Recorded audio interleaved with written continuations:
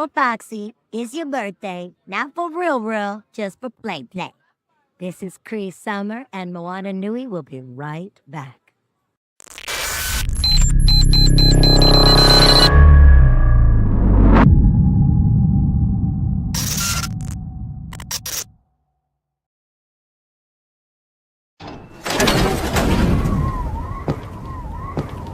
So we finally meet.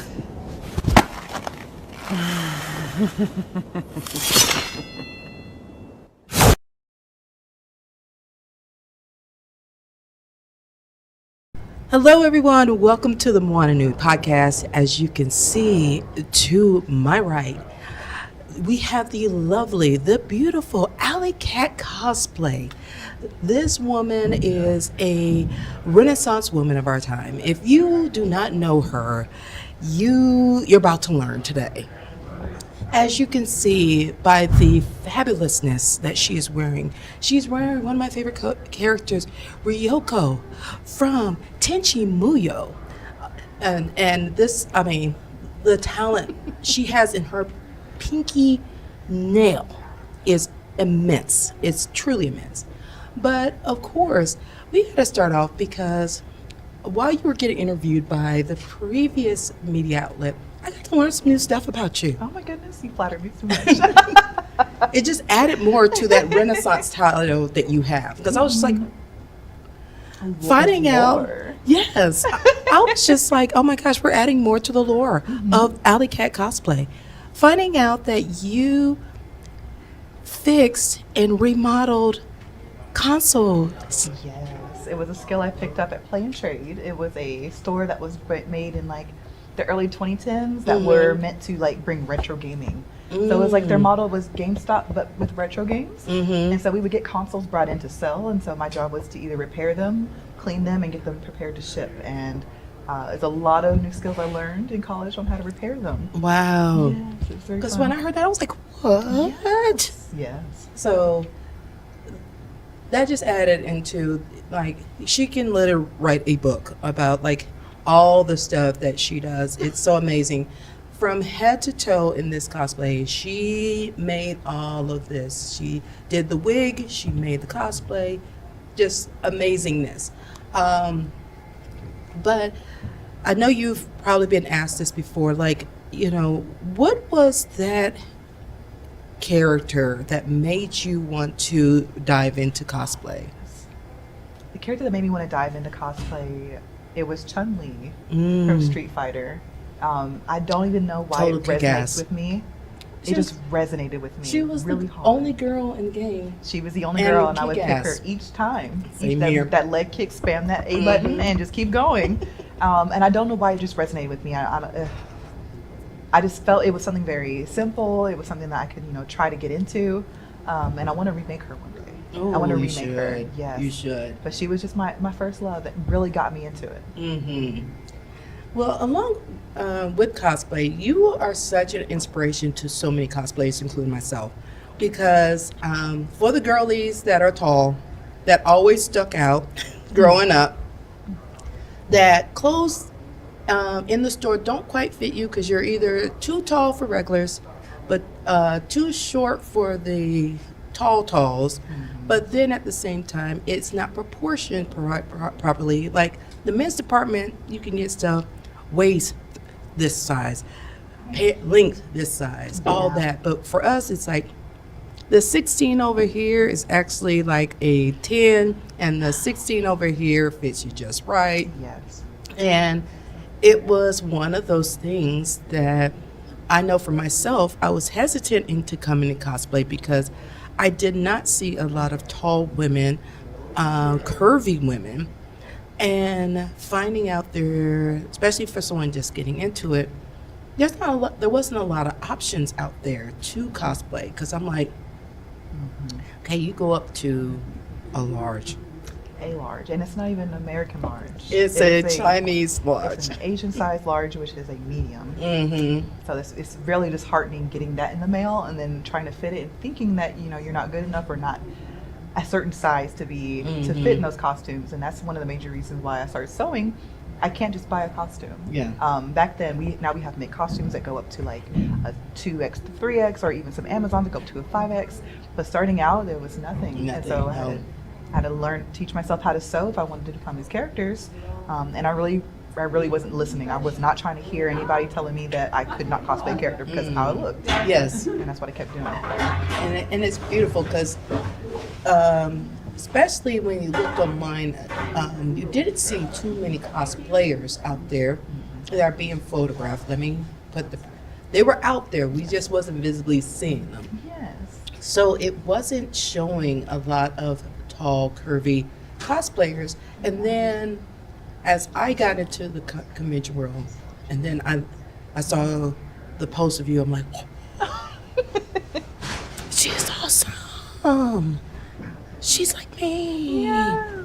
And, it was one of those that I've seen so many of like your fans and stuff are just like, oh my gosh, you inspire me.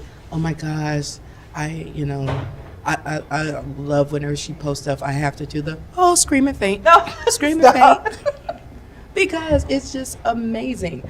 Especially like, when did you decide to start making your own wigs? Like the detail you do with your wigs is amazing. It is such an interesting, like, I really wasn't focused on wigs to begin with. I was trying to just make armor and sew, and it became a wig thing when I made wig. Mm-hmm. And we all start somewhere. So when I look back at my wig from Pokemon cosplay, it's not up to par of what I do now. Yeah. But it was my first big wig that I was able to tease and get to a certain shape. And people started saying, oh, I like your wig, not your dress, your costume, your makeup. I like your wig. And so I was like, okay. I was like, maybe I have a knack for this. And having a history doing like black hair shows in Columbus, and being able to transform that, because it's very similar, doing something very drastic to create a shape and have people look at it as an art form. I got more and more into it. And so it was very, very fun. Yes. And so now I love doing wigs. Will you wear wigs? We'll wear wigs. Yeah. Well, it's like she'll post it when you follow her on her social media, and you will after this interview.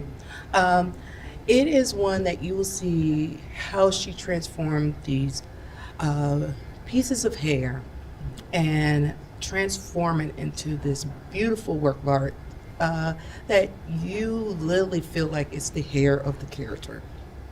And it's just amazing. And then, to add into the next layer, we started with the surface layer. We're going to the next layer. She's a fellow gamer. Yes. She's a gamer. And I love the fact that I heard that you got exposed to gaming by your parents. By my parents. I love my parents. I'm such a baby. I'm a large woman. I'm still a baby. My parents, they really are nerds, and they started gaming when we were younger. Had 3 little girls, and our lullabies were the blips and bleeps of the NES and Mario music. So there's some that bloop up sound. The bleep up sound. So they have memories of me being passed out, and now my dad would win in Mario, and I was asleep, sleep talking, going, "Wee wee, daddy win," and it was a family moment. That was our bonding moment, because we grew up in a bad neighborhood, really couldn't go outside like that. So gaming was our family bonding moment. Oh, beautiful. So I was a big gamer. So what was the first game you got to play with your parents, or they had allowed you to finally play? Ooh, the first one was Duck Hunt. The first one was Duck Hunt, and I wasn't good. I would put the controller up to the screen directly, and I would get every duck. But I wasn't very good at it. Yes. The first game that they played with me was Tetris Attack for Super Nintendo. Okay. And they were still a really big player of Tetris Attack, or Panel de Pawns. Oh, beautiful. So what is now that you play, and then I learned that you have every single console. You are a collector of the consoles, and I love that. What is, for each console that has ever been created, what is your favorite game from each of those consoles? Each console, NES would be. It's very niche. The Where's Waldo? And I don't know why that's my favorite one for them. Super Nintendo is, of course, the classic Super Mario, because I feel like that set this tone for gaming. Yes. Oh my goodness, we're gonna go. Oh my goodness, you're gonna put me on the spot because I love all the games. I'll just go through Nintendo. Okay. We got Super Nintendo. We have the N64. Yes. Mine's Banjo-Kazooie. Banjo-Kazooie is a big proponent. Love Banjo-Kazooie. GameCube would probably be Eternal Darkness. Oh, really? From Silicon Knights. Mhm. Rest in peace, Silicon Knights. Mm-hmm. Then we have the Wii. The Wii, Splatoon. The Wii U. Yes. Splatoon 2. And then the Switch, Splatoon 3. I'm sorry, I'm a big Splatoon buff. It's That's just all right. It's a really fun and Yes. family friendly and very wholesome game. Mm-hmm. And it's challenging. Yes. There you go. What about the Nintendo 4? The 4. Ooh, the new Switch. Well, not the Switch, but the actual console. They had the 4, and now they have the 5. You have a favorite that is one that was exclusive for that particular? Oh, an exclusive series from Nintendo that I love? Yeah, because, 5, they were like, hey, you can only get the new Spider-Man game. It's on 5 only. You can't get it for console any. exclusive. Yeah. I bought. Or my you first- love to play on that console. Because some are available on Xbox and stuff, but just like how it feels more on the Xbox versus Sony, PlayStation, or like you said, Nintendo. You like it more on the Switch.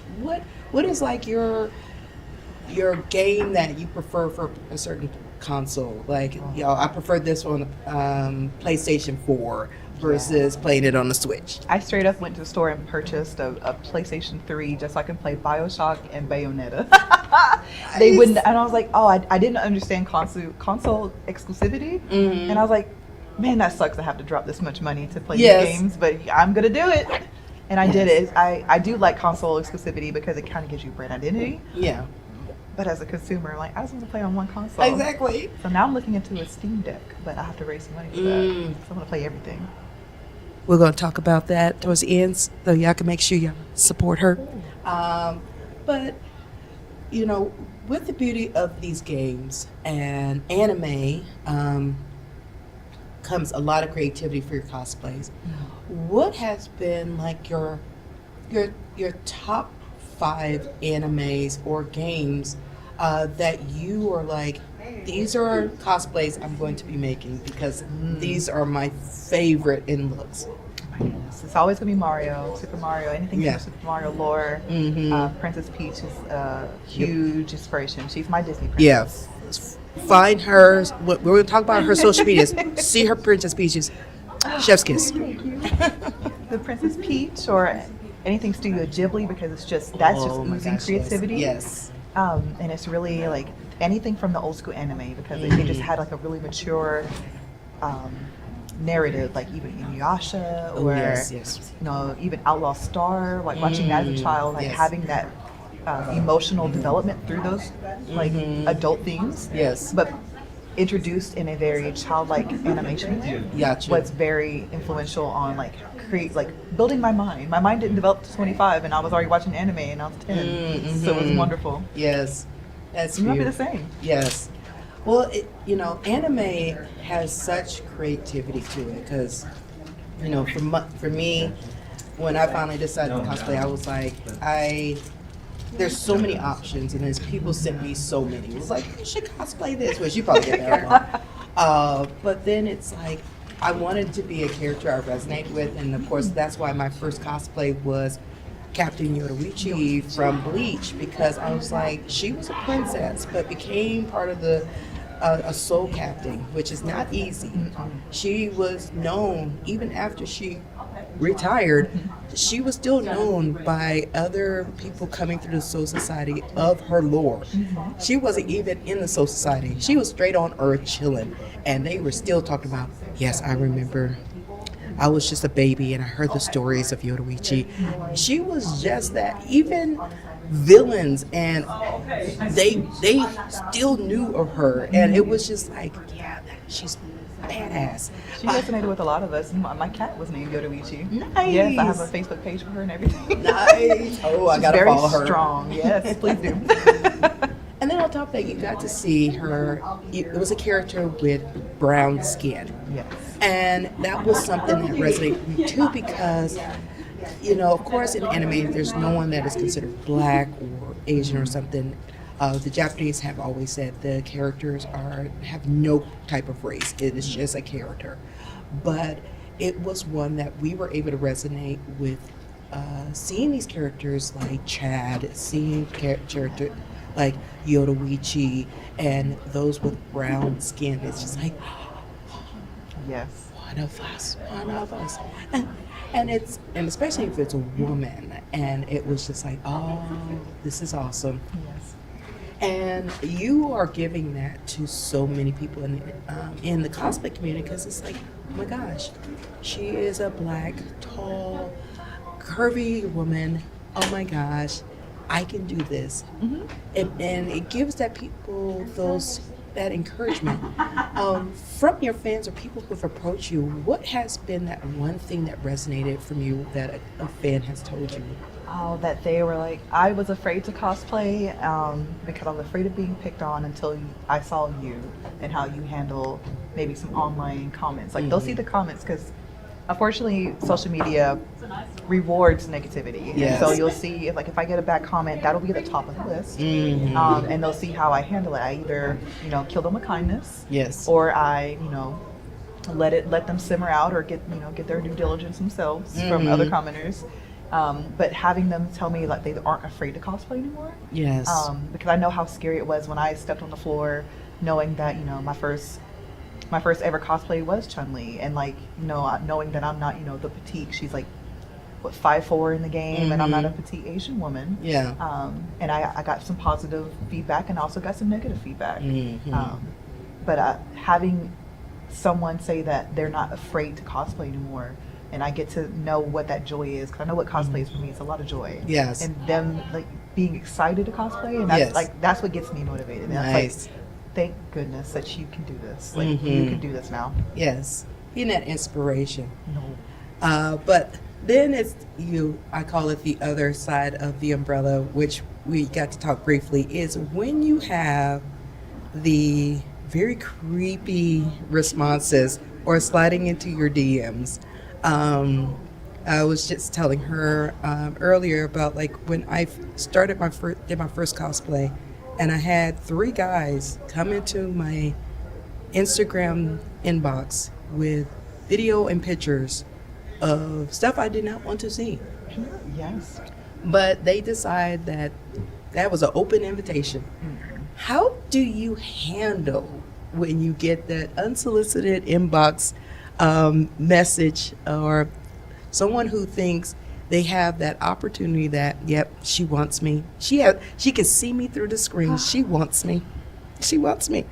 The safest thing I have is a screen filtering. And so if you send me a photo on Instagram or anything, it will blur it before I can see it. Okay. And then I usually, if you send me just a picture and no comments, I will not open the message. If there is a comment that's relating to the image and it's telling me what the image is, I'll open it, and maybe it's an anime girl.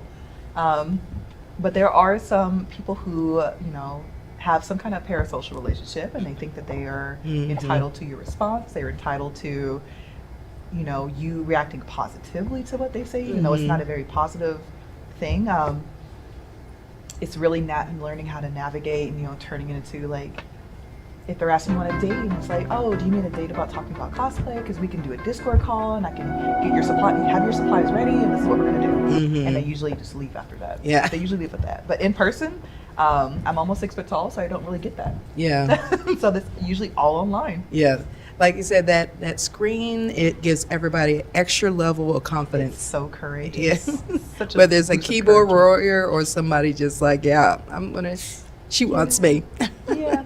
Try to have more conversations positive with your friends than you do opening your other inbox. Yes. Just leave that to the side. Exactly. Now, you just got back from Japan. Yes. And I know that tends to be on a lot of nerd geeks' wish list of going out there, and you got to take it all in. What were your favorite places that you got to check out while you were in Japan? My favorite places, it does sound nerdy, getting to see the Nintendo World Store Yes. and the One Piece store, getting to see some more of that and enjoying that. But also going to the traditional sides. I got to go to an onsen on this latest visit. and also checking out the cosplay stores. I got to go to assist the cosplay stores in Japan because our rest in peace Assist LA is now closed in California. But they have such a big cosplay community, and even though there's a language barrier, they were able to help me find everything I need, and I was able to hoard a bunch of hairsprays and new like innovative products. Yes. Like a wig, it's a wig book bag that just carries your wig, Whoa. but it's thermally insulated, so there's like the heat doesn't get to the plastic fibers. They have a spot like where you can put your wig, your combs and hairsprays on top, and it just sits on your back, and I don't have to worry about it shaking in my arms. Oh my Like goodness. they have a lot of things there, but being able to soak in the nerd part of Japan, 'cause I know there's a lot of on bucket lists, but also enjoying the culture of it. Yes. I love that you got a chance to do a kind of the traditional photo of you as with your hair done, with the kimono and everything done. And I was just like, ah. It was truly an experience. And I also, if you're a black girl, I let them know beforehand. I was like, hey, my hair is gonna be, it's humid, it's hot in summer. I was like, hey, my hair is in an afro, it's curly. Do you know how to do it? Do you have like, cause they put extensions in your hair. Yeah. And they were able to style my hair. They straightened it, styled it, had no problem, even had makeup that matched. They have a giant palette of every color. And I was worried. So I brought my own, but if you want to bring your own, but don't be afraid to go out and do it. Yes. And that's great to know because that also shows the versatility that they have there with the visitors and tourists that come through, that they can accommodate. And a lot of times people are, like you said, are resistant to that because even coming to different places here in the States, you can't find people that have the shades that you look for. Shoes. Half time in the beauty store, you can't find your shade. Yeah. But that's really great to hear. And as far as like, you know, we know you talked about, you know, your gaming side, and then I also have to ask you your top animes that are your go-tos. What is your top 5? It's gotta be Trigun. Trigun. Cowboy Bebop, some Yes. of the classics. Yes. Oh, right now I'm also watching. It's a little controversial, but it was like 2019 Crunchyroll's #1 anime, Made in Abyss. Oh, It's yes. a really good adventure, dark anime. I like horror, and it's really dark. Really anything with a darker theme, a more adult theme. I don't know if it's from my childhood, but I like the more adult themes because you can explore an avenue in a medium that doesn't generally go that direction. Yes. So right now, I really do suggest Made in Abyss. They're still doing the anime or the manga, and they are working on the second movie. Okay. That's good to know. Now, are you into comics? I'm a little bit into comics. I'm a DC girl. Oh, okay. I know everyone loves Marvel. I work for some projects on Marvel for Universal Studios. I'm a DC girl. Yeah. A DC girl, and I'm going to New York Comic Con, and so I'm making Yes. Huntress from from DC. I just love DC. Yeah. Like again, the dark undertones of the storyline. It's just interesting. Yes. DC, both companies have really great stories and stuff. It's just DC, I love to say, is their animated side for DC is top tier. Their animated movies are good. Yes. Their live action movies are hit and miss. And then their TV series are great. Oh my goodness. The Penguin right now on Netflix. Yes. Oh my goodness. Yeah. Watch The Penguin on Netflix. It's amazing. Great storytelling. Yes. And then Marvel is like their live actions tend to be their, they do really great 9 out of 10 with their movies there. And then their TV series is like, it's hit and miss. So it's like each of them have their plus and minuses, but it's, both of them have great stories. DC, it's just like, Marcus, the visual, knows, and he blames me every time anybody talks to him. Is I like to come to him on occasion, and I get inspired by a dream or whatever, and I'm like, hey, I'm gonna commission you for this. And a good 6 years ago, I reached out to him. I was like, hey, I just had a dream. I would love to commission you. I want you to do a drawing of Diana and Nubia as sisters. So he drew it, and of course he was sharing whenever he draws stuff. He was like, and of course people kept hitting him up like, how can we get a copy? How can we get a copy? And he had asked me, he's like, is it okay? I can share this. I'm like, nah, I'm fine with that. I have the original drawing, so Yeah.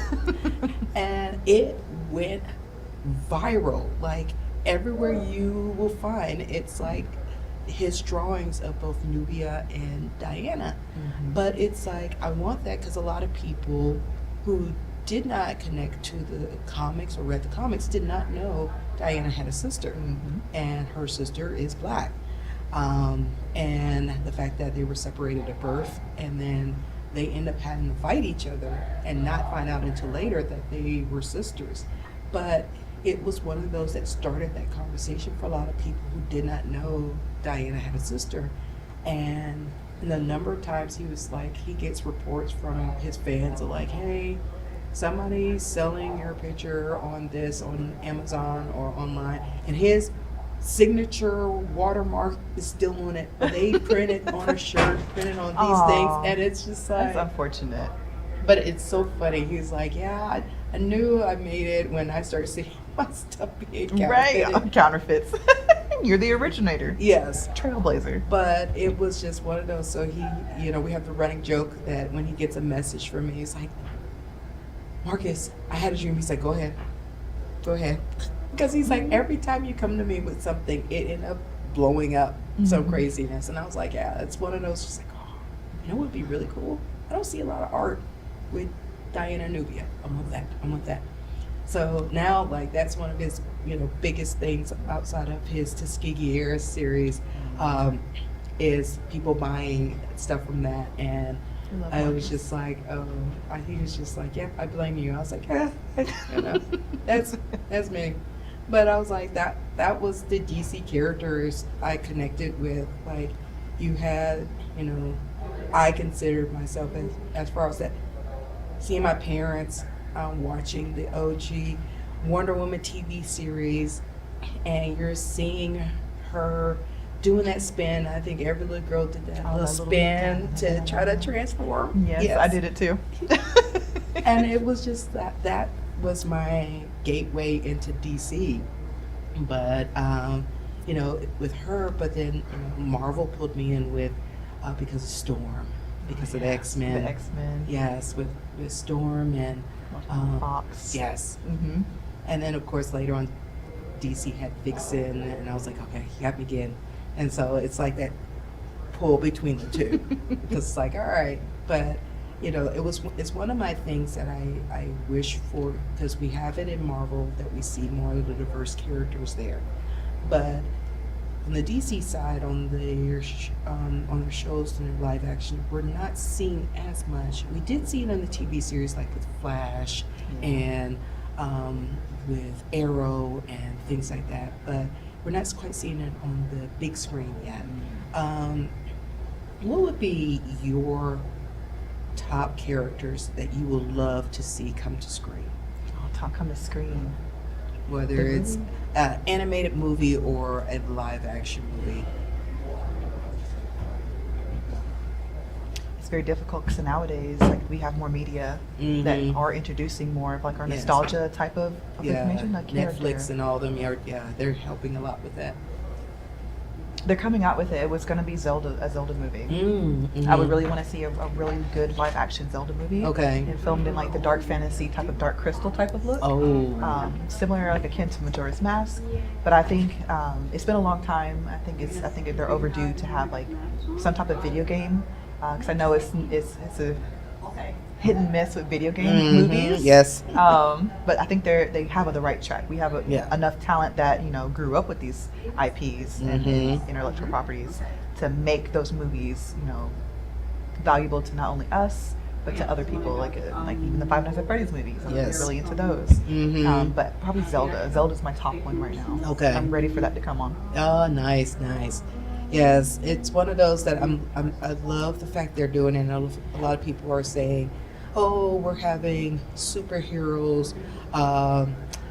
We're exhausted from that. But it's like, but then, when they just released, of course, the Spider-Verse movies, and then also releasing Deadpool and Wolverine. It's like the exhaust wasn't there. Y'all showed up.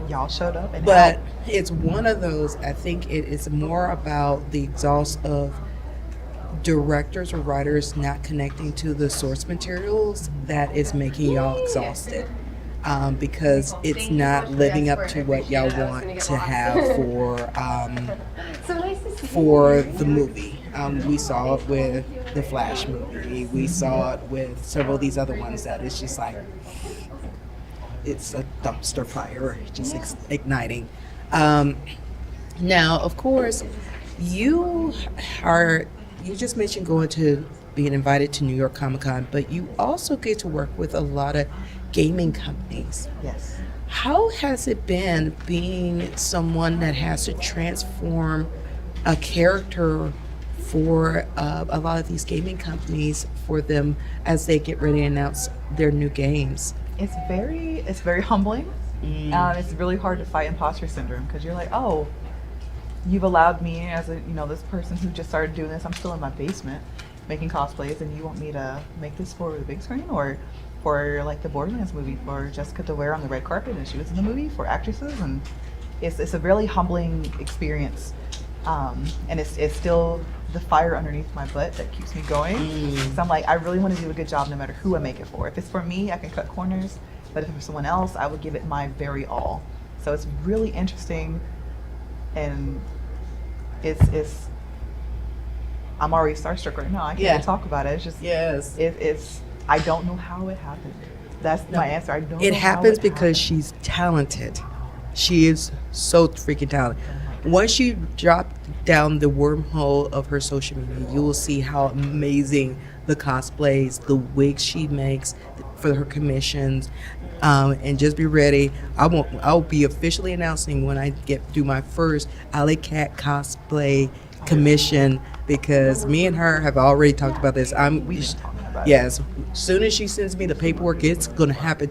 It's 2025. 2025, it's happening.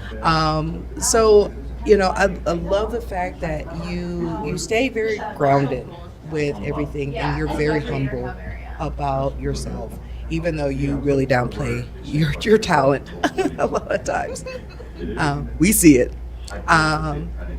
As far as someone that is stepping into cosplay for the first time, what advice will you give a young lady that is tall, curvy, and just feel like, I don't know if I can do this? My advice is literally to do it. In the same way people come up to me and it's like, man, I'm really glad that you did it and showed me that you can be tall and cosplay like a small school character. Those are the people who I wish I had. Yes. And so if you were switching positions with me, I would have really wanted you to make that so I can see you do it, because it inspires me to do it. I had nobody for that. I just started doing it. But it would have made the process so much easier if I had someone. And then you're never going to know, maybe there's someone in Gen Alpha looking up to you, and you don't even know. Even if you're a novice or journeyman doing it and you don't feel like you're a master, you have somebody who's like in grade school looking up to you, writing you letters online on your Facebook messages. And it's just, I want you to do it and have fun, because no one's going to have fun for you. Yes. No one's going to have fun for you. You need to join in the fun. Everyone else is having fun, and you need to feel like you fit in, because you do. Yes. Beautifully said. Now, of course, we're here at Dreamhack Atlanta. Yeah. What is the game or the thing here this weekend you're looking forward to? I want to see some of the old school tournaments, and I want to see the main stage tournaments. I'm not a Tekken player, but the Tekken community is so interesting. It's so fun to watch the hypeness that goes on. Yes. So I'm really here to watch the Tekken tournaments, because I just want to be in the fun, in the excitement, and in the thrill. I don't even know who I'm rooting for. I'm just going to scream for whoever. Okay. I just want to be in it. Yes. Like, if you're not here at Dreamhack, watching it on TV is different. But when you're here at Dreamhack, you get to be in so many different communities and watch so many different shows and stages that it just gets you amped up. So I'm ready for Tekken, Street Fighter, but mostly Tekken. Nice. Mostly Tekken. Awesome. Now, for those that, of course, is getting introduced to you for the first time, how can they follow your journey, both you and Yoruichi? Yoruichi Brantley is on Facebook, but you can find me on any social media platform as AllieCat Cosplay, with ALLIE, Cat Cosplay, and it's all one word. If you have any personal questions you want to email me, it's AllieCatCosplay@gmail.com. I answer every single email, every single DM, every single question. If I don't have a tutorial for it, I can help you with it or guide you in the right direction so that you don't make mistakes like I did. Now, someone like myself want to commission you. What is the process for them to be able to reach out to you to start the commission process? To start the commission process, just email me at my Gmail, and I have a Google document that can let you put the character you want to have made, the time in which you need it, and some reference images for me so I can get you a proper quote. And I do payment plans on if there is like a big project that would take me like a couple weeks, or if it's a smaller one, we also still do payment plans for that. Because cosplay does take a lot of time. Yes.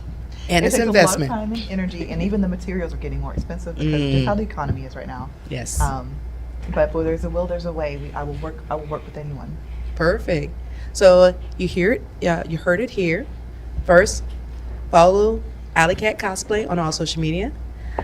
Hit that like and hit that notification button so you don't miss out on anything. Number 2, follow Yoruichi and Yoruichi's journey and their photogenic self. And then, of course, if you are interested in getting some of the commission because you can't find anything in your size, definitely reach out through AllieCat's email. But also, please keep in mind enough leeway time. If you're looking to do a big project and you want it done by next week, it is probably not going to happen. So if you're looking for something to be done for fall of next year, this is the time to go ahead and reach out because it gives her enough time to work that in along with her other commissions and both from clients and for people that have commissioned her. So we like to thank AllieCat for her time, and we're looking forward to seeing her throughout this weekend here at Dreamhack Atlanta. If you are in the Atlanta area and you do not have your tickets, please go to Dreamhack's website. Go ahead and pre-purchase your tickets. They'll make it much easier and quicker for you to pick up your badge and enjoy the weekend. But other than that, everyone, have a great rest of your day, and we look forward to talking to you soon. Thank Bye, you. everyone.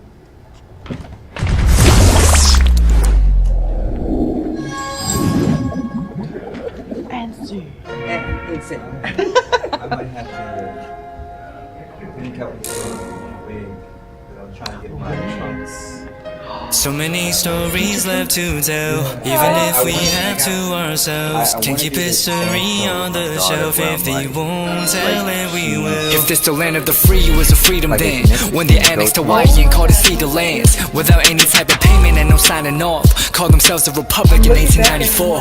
1.2 million acres overtaken from the native Hawaiians. When they resisted, the West retaliated in violence and erasure. The Hawaiian language is banned as part of colonialism's plan to expand. Yeah. Stuck between a rock and a hard place. Multiple bombings of Kaho'olawe as a part of their ongoing war with Asia. Used it as a place for target practice.